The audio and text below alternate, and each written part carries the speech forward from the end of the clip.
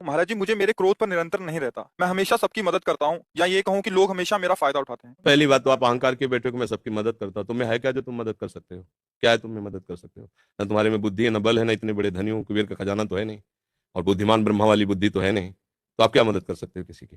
क्या मदद कर सकते हो? व्यर्थ का अभिमान क्यों रखते हो? भगवान कृपा करके यदि किसी को एक लोटा पानी तुमसे पिलवा रहे हैं तो इस बात को ऐसे क्यों नहीं देखते हो कि भगवान कृपा करके इन रूपों में मेरी सेवा स्वीकार कर रहे हैं, मैं मदद, इसीलिए तो तुम्हें क्रोध आ रहा है। तुम ये कामना किए बैठे हो कि मैं दूसरों की सेवा करता हूं और दूसरे मेरी बात नहीं मानते, मेरी ये सेवा नहीं हुई।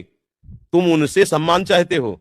हमने तुमको पानी पिलाया, तुम्हें प्रणाम करो, हमारी बात मानो, हमारे अनुकूल चलो, इसे सेवा थोड़ी कहते हैं। सेवा कहते हैं नेकी कर दरिया में डाल। सेवा कर दी, तुम गाली भी दोगे तो हमें स्वीकार है। तुमने जल पी लिया, आनंद से तुम मस्त रहो, हमें गाली दोगे कोई परेशानी नहीं। इसे कहते सेवा। सेवा करके सामने वाले को झुकाने की बात आना, उसे सेवा नहीं कहते। पहली बात, गलत हो आप, तभी आपके अंदर क्रोध आता है। यदि आप गलत नहीं होगे तो आपके अंदर क्रोध नहीं आएगा। कामा संजायते क्रोधा, कामना है तभी क्रोध का प्रादुर्भाव होता है। क्या कामना है? कि हमने तुम्हारा सहयोग किया, हमने तुम्हारा हित किया, और तुम हमारा बुरा करते हो तो क्रोध आ जाएगा।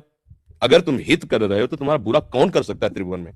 किसी की ताकत नहीं। हमारा कर्म ही बुरा हमारे सामने आता है। जैसे हम अभी वर्तमान में वो पाप नहीं किए जिसमें हमारे ऊपर ब्लेम लगाया गया है, इस समय तुम बिल्कुल निर्दोष हो, लेकिन वो दोष जो तुमने गुप्त रूप से किया तुम्हें बख्शेगा नहीं। तुम लाख जगह रो, लाख जगह तुम प्रार्थना करो, वो तुम्हें दंड दे के रहेगा। कर्म बड़ा बलवान होता है। तो बात ये सोचो कि भगवान कृपा करके हमसे हित करा रहे हैं, और किसका? वही इन रूपों में आ रहे हैं। आप उनको मनुष्य समझकर, अपने को बड़ा समझकर फिर बोल रहे हैं, अगर भयानक से भयानक विपत्ति को ऐसे न नष्ट कर दे तो बता देना। कृष्णाय वासुदेवाय हरे परमात्मने प्रणतः क्लेश नाशाय गोविंदाय नमो। इसका जप करो, और जब तक तुम्हारा काम पूरा ना हो जाए ब्रह्मचर्य से रहो।